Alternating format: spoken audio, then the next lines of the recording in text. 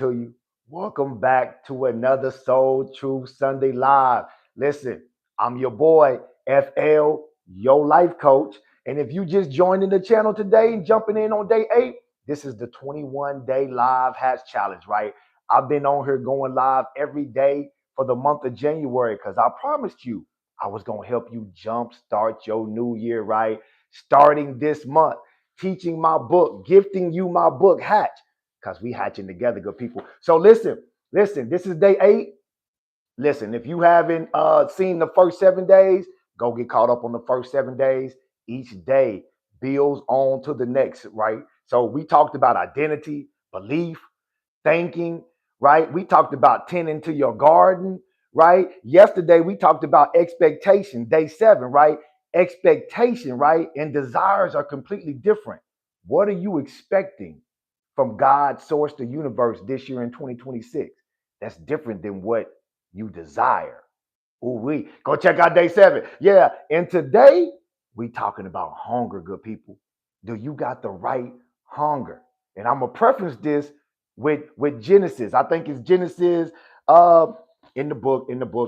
Let me see. Genesis 25, 29 through 34, talking about Jacob and Esau. So we're gonna talk about that a little bit today. That's how I'm gonna give the backdrop. So today, day 8 on the Soul Truth Live Hats Challenge, we talking about hunger. So I wrote down this, right? Right? To frame it for you before we get into the book. I ain't gonna hold you long, but I don't know, I might, because you know I'm long-winded. That's that preacher in me, though. Yes, sir. Listen. I wrote down this to frame it for you, right? Hunger, right, will always decide what you give away, right? Watch this. Hunger will always decide what you give away a trade for. Esau traded his birthright or gave away his birthright because he was hungry. Anyway, look, hunger isn't wrong, good people. I want you to understand this and hear me when I say this. Hunger isn't wrong. Unregulated hunger. That's the moral of the book today, right? When I wrote Hatch, I wrote this from that part where I was hatching. Unregulated hunger will make you give away your future, your promise, your purpose, your calling, your gifting for immediate relief. Oh, I'm going to say that again. Unregulated hunger will make you give your future, your purpose, your calling, your dream away for immediate relief. Same thing Esau did. Yes, sir. We about to get into it. Ooh, we about to get into it, good people. Listen. I'm going to frame this, and then I'm going to give you a little backdrop of that whole story, and then I'm going to read the book, and then we're going to get up out of here. Is that okay? Man, come on. And listen, if you got questions, good people, drop them in the comments. I want to hear from you. Drop them. This is kind of like a live Q&A. Every time I come on here live, it's almost like a live Q&A. If you drop a question, I get to it, right? I get to it throughout the live. So if you got questions, drop them in the comments, or you can email me, FLTHA at gmail, lifecoach@gmail.com. That's FL, the life coach at gmail.com. Okay, so listen, I wrote down this to frame this for you. Esau didn't lose his birthright because he was evil. Hear me when I say this, good people. He didn't lose his birthright because he was evil. He lost it because his nervous system was exhausted, dysregulated. Look, I wrote down there, you can be disciplined, faithful, and still hungry for the wrong thing. Ooh, we about to talk about it. Listen, your nervous system, I want you to remember this as we go into it. Your nervous system will always choose relief or safety over legacy if hunger isn't regulated. Man, I'm going to say that again because that's good for me. Listen, I'm going to say this for the people in the back. Listen to me. Your nervous system will always choose relief or safety over legacy, over purpose, over calling, over alignment, right? If hunger isn't regulated. Dysregulated hunger is dangerous. Ask your boy Esau. Okay, so listen, good people. I'm about to frame this for you right now. I'm about to frame this whole story right now before I read the actual day in the book. And then we're going to get up out of here, right? Then we're going to get up out of here. Listen, I want you to understand this story, though. I told you, man, this is what I do. This is my lane, good people. Science, right? Right in the scripture, man. Like I said, me and wifey had a church. I came up in the church. I studied Hebrew, Greek for over 20 some years, hermeneutics, all that stuff, right? The study of the Bible, who wrote it, what was going on during that time, who they was writing to, what the words mean. This is my lane, baby. Neuroscience and the scripture. So let me set this up for you real quick before we get into the actual my book that I wrote. Wow, I wrote that like that for day 8. So I want to give you the backdrop of the Esau and Jacob story, right? So listen. Most people confuse these stories like they blend them, right? But these are two different events. Like most people don't really understand. Jacob didn't steal the birthright. Man, look, I'm getting ahead of myself. Look, the birthright. So this is Genesis. You can go back and read it for yourself. Genesis 25, 29 through 34, right? I wrote down this. We all know Esau is the older brother. Birthright belongs to him, right? That's how it was in those days. Esau comes in exhausted. I wrote this down. Esau comes in exhausted and hungry.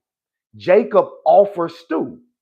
Esau willingly, I wrote down the word willingly, trades his birthright for immediate relief. Ooh, what you hungry for? Because you might be trading your birthright for it. Come on, watch this. I wrote down the key line here. Esau despised his birthright. I don't even got time to get into all that, why he despised it. You have to read that story on your own. But he despised the very thing that he should be living in, the birthright, the very thing that he was born with, abundance, creativity, dream, purpose, authenticity. He despised that, right? Man, look, I ain't got that. Listen, so it was no trickery. It was no trickery done. I wrote down no trickery was done. This is pure hunger plus dysregulation. And I'm going to tie this into neuroscience, and then we're going to get into the book. All right? So listen, this is pure hunger plus dysregulation. He was exhausted, hungry, right? Watch this. The second thing I want you to see, there was no deception. Jacob did not deceive Esau. He deceived his father. Okay, but that's a different, I'm getting ahead of myself. Listen, there was no deception, right? Isaac is old, right? So this is what I put down. This is where the deception comes in, right? It was no deception between Jacob and Esau. The deception was between Jacob and Isaac. Isaac is old, right? He's almost blind, right? You guys have to read the story. Like I said, he's almost blind. He can't see, right? So Esau, the book said he was a hairy man. Hairy man, had hair all over him and all that good stuff, right? So Jacob was a smooth-skinned man, right? So watch this. Rebecca, Jacob's and Esau's mom, helped Jacob deceive Isaac. Good people, that's a dysfunctional family. You got to take the goggles off to see the story in the book for what it is. Most people read the book with their church goggles on. Right, with the religious goggles on. So they read it from a heaven and hell standpoint. That's not what the book is. I studied it for over 20 some years. I'm trying to tell you, think about this.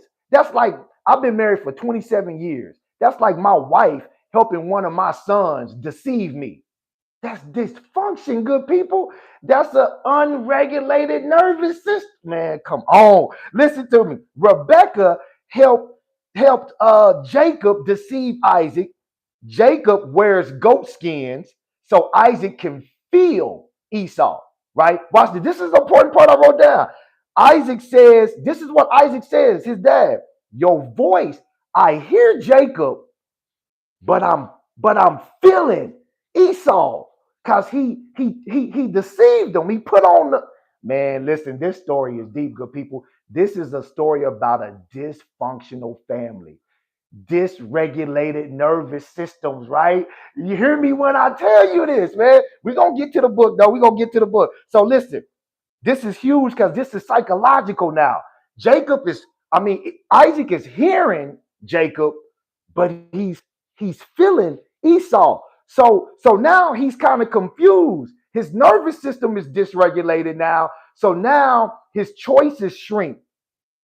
Perception collapses when your nervous system is dysregulated. So he's hearing Isaac. Isaac is hearing Jacob. You sound like Jacob, but you feel like Esau.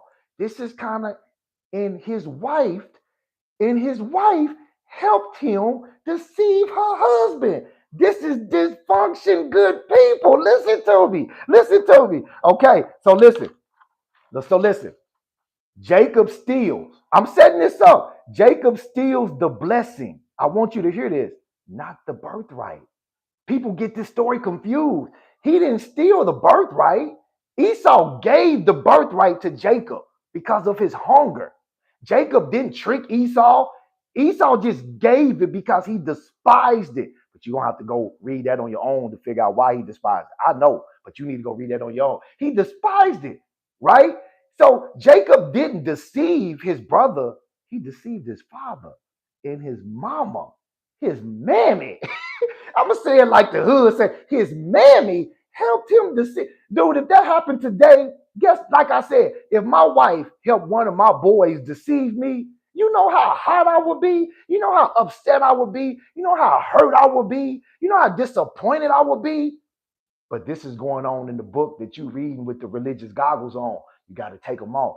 Family full of dysfunction. So listen, Jacob doesn't steal the blessing. Jacob steals the blessing, not the birthright. The blessing is what reinforces what Esau gave away. So think about the birthright tells you what you should have, basically, as the elder son, but the actual blessing was the materialization of what you should have. The land, the money, the cars, the houses, whatever it is, the actual tangible thing. That's what Jacob stole. The blessing, not the birthright.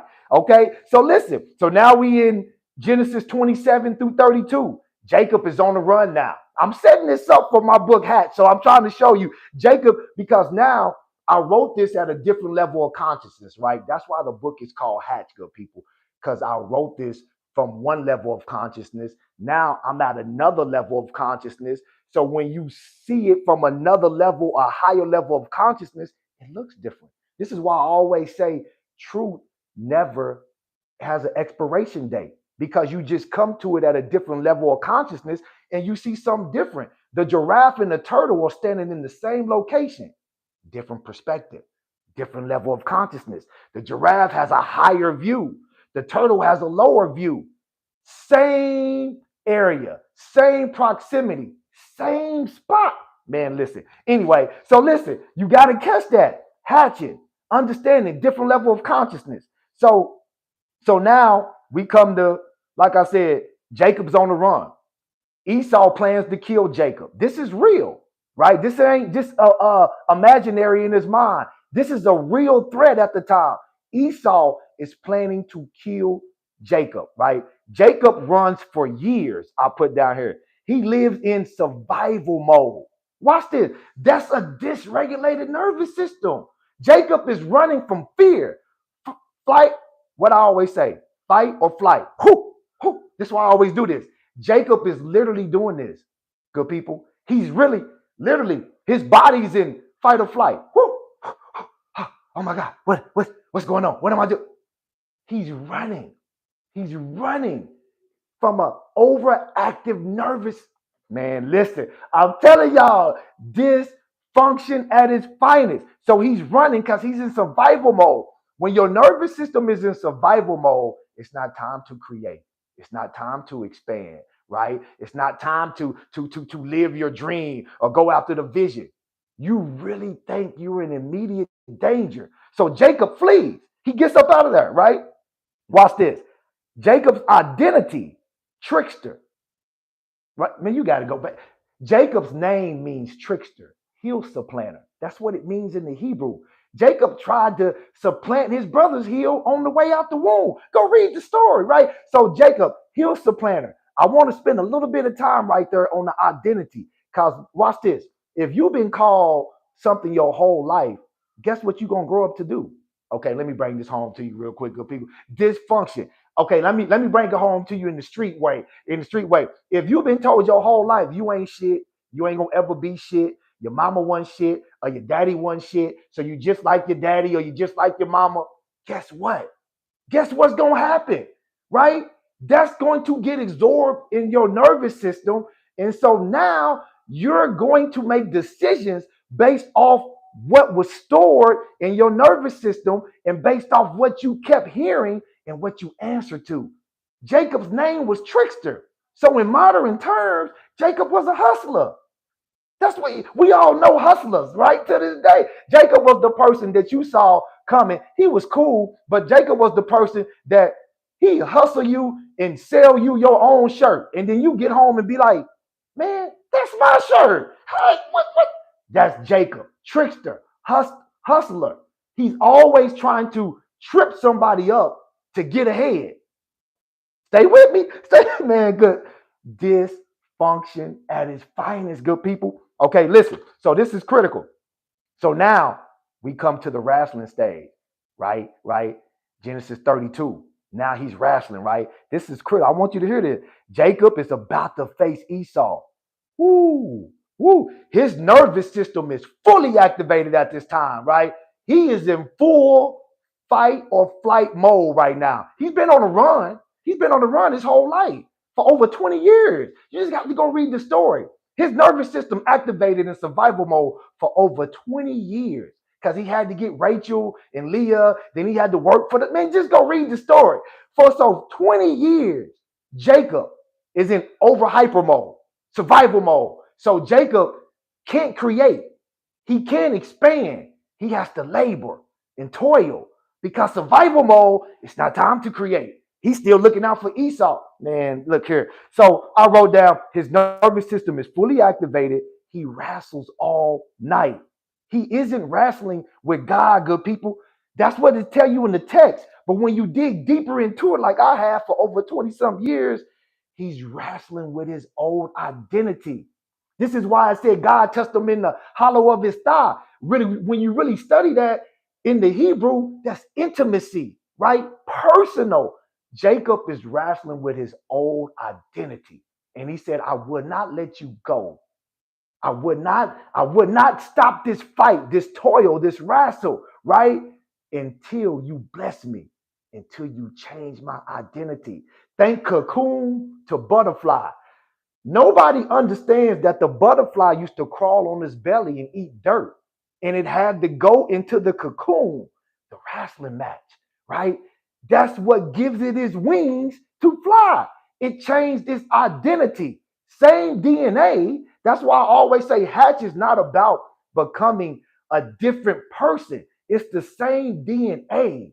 It's different form. Caterpillar, butterfly. Jacob is, man, listen. So he's wrestling. He's wrestling. He's wrestling. So listen, the outcome, name changes. Jacob to Israel. Identity shift, right? What you answering to these days, good people. Ooh-wee. It's not what you've been named, but it's what you answer to. Identity. Okay, listen. So he went from trickster to one who prevails. He went from hustler to one who is settled and has a regulated nervous system now. Now he can see clearly. Now he can grow and expand. Jacob is in a regulated space now to where his nervous system has got regulated. His identity changed from the inside out to to one who prevails or God prevails, meaning that no matter what I go through now, I'm okay. He's regulated, good people. It took him 20 years to regulate his nervous system. Watch this. I said this right here. Jacob was running from a threat that had already expired because his nervous system was dysregulated. A dysregulated nervous system will make you run from something that's not even real no more, right? Esau had already regulated himself, right? Jacob didn't know this. Esau had went on and prospered, regulated himself, did all that stuff, right? So that's why I wrote down the reunion, right? Jacob expects violence, right? But Esau runs to him. The book said he runs to him, hugs his neck. Esau weeps. Why? Jacob's fear lived longer than the threat. God. Listen, good people, your fear could be living longer than the actual threat. I know it was an actual threat at the time that it happened. Esau was really trying to kill Jacob, but Jacob's fear, the threat, because Esau finally regulated himself. 20 years had passed, and Jacob was still fight or flight. He in the field tending to the and leaves blow. Is that Esau? Fight or flight. Dysregulated nervous system. All right. All right. Okay. Now watch. I'm almost done with this. We're gonna read the book. We're gonna read the book. I'm telling you, I had to set this up. I've been sitting with this for weeks, good people, for this day. And last night, wifey will tell you, I can't wait to join you every day. This is what I do, good people. This is what I do. But more importantly, this is who I am, baby. This is who I am. This ain't for the camera. This is who I am. Neuroscience in the scripture. So listen, I'm going to tie this thing into neuroscience for you right now, right? Right now. So listen, in neuroscience translation or terminology, I wrote down Esau's hunger. That's an acute nervous system dysregulation, right? Fight or flight. Esau's hunger, his nervous system was exhausted. Okay. Stress, I said this earlier, stress narrows time perception. The brain chooses, or your nervous system always chooses relief over legacy, safety over purpose. Come on, safety over gifting until you retrain your nervous system that is safe. Man, listen, long-term thinking, I wrote down long-term thinking shuts down under exhaustion. Listen, you're not unmotivated. You don't, listen, you got a plan. You're not unmotivated. It's not that, you're not gifted. You're exhausted, good people. Your nervous system is tired. And if it's dysregulated, it's not time to create. That's why you're in survival mode. So listen, Esau didn't make a moral failure. This is what I wrote. Then we read the text from the book and then we out here. Esau didn't make a moral failure. He made a biological one. He made a biological failure, not a moral failure, right? His hunger wasn't evil, good people. It's not a moral failure. It's a biological, man. Listen, Jacob, survival strategy, coping, right? Jacob formed his identity around coping. So his survival mechanism that he was using, trickster, that's how he coped in his first 7 years. Dysfunctional family. His own mama helped him deceive his daddy. That's dysfunction, people. So how he coped, his mechanism was being a hustler. I had to get you before you got me. Or I had to trip you so I can get ahead of you because urgency. I got to keep, man, listen, this is neuroscience at its finest, baby. Listen, I'm telling you, success, look, watch this. Success didn't even heal Jacob. Jacob got everything he wanted, got the 2 wives in his land. Success didn't heal him. Dysregulated nervous system. That didn't even heal him, right? Only integration did. Integration, where he had to be aware of his old identity, trickster, hustler, and then his new identity, one who prevails. God is with me, right? He had to integrate from the caterpillar to the butterfly, and the cocoon was the preparation stage, the struggle. Oh, man, y'all listen, the wrestling match, nervous system discharge is what I wrote down. When he wrestled with himself, right? His nervous system was discharging the old identity, name change, identity coherence. Now, finally, Jacob's life made sense to him in that moment because his whole identity changed in that moment. You feel me? Okay. Now let's get to the book, good people. Now let's get to the book. I had to set that up. So day 8 from the book. I'm about to read it now. Day 8.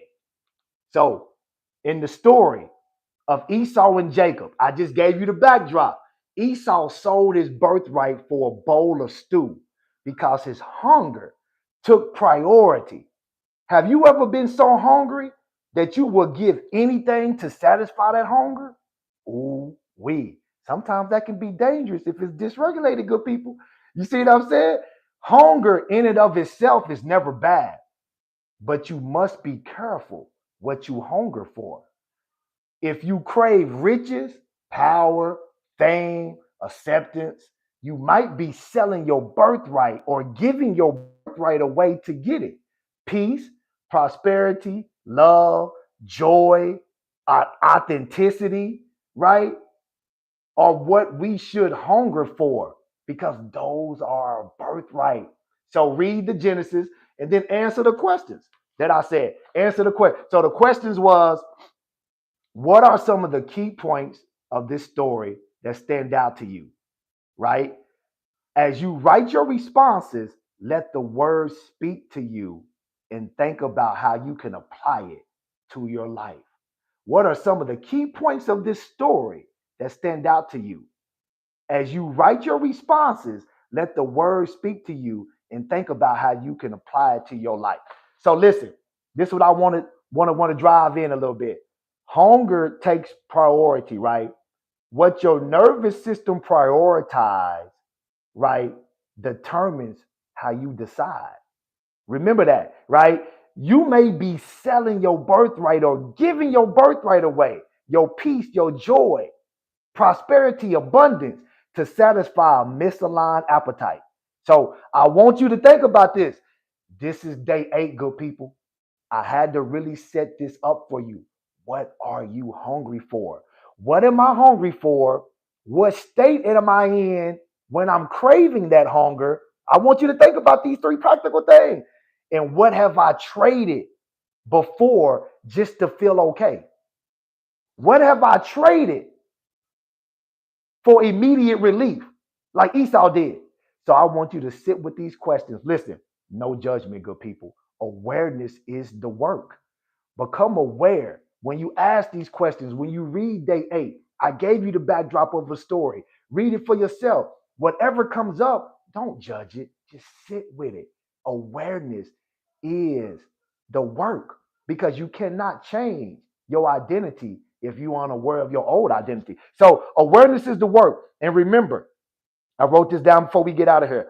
Hunger is just information.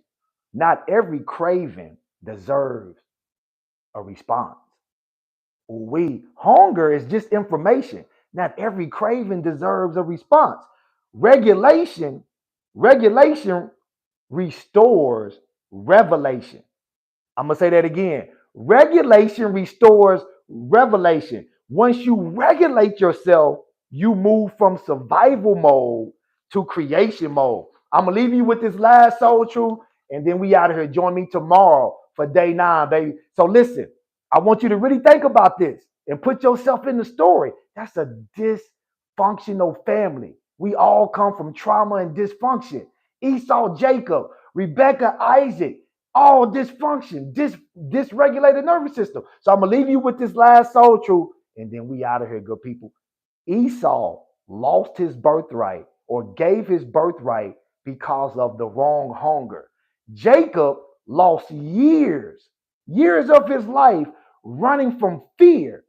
Both needed regulation before revelation. You cannot see straight until you're regulated.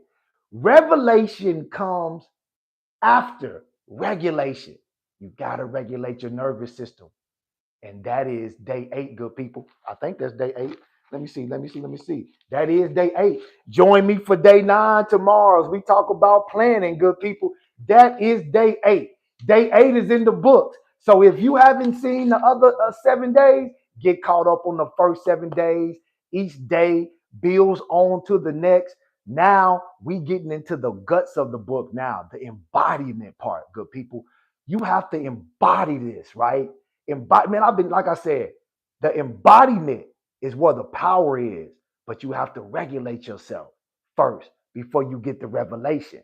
Regulation always has to happen before revelation. So that's day 8, good people. Day 8 is in the books. Like I said, join me tomorrow, day 9. We're gonna be talking about planning. I'm gonna attach the link to the hatch book, to the PDF. I always put it in the pinned comments. And if you need to go deeper, your next step, click that link in my bio, good people. Pick up that 6-part audio series, Use It or Lose It, right? I wrote that for me first, but for you, because I was you. The workbook is not busy work.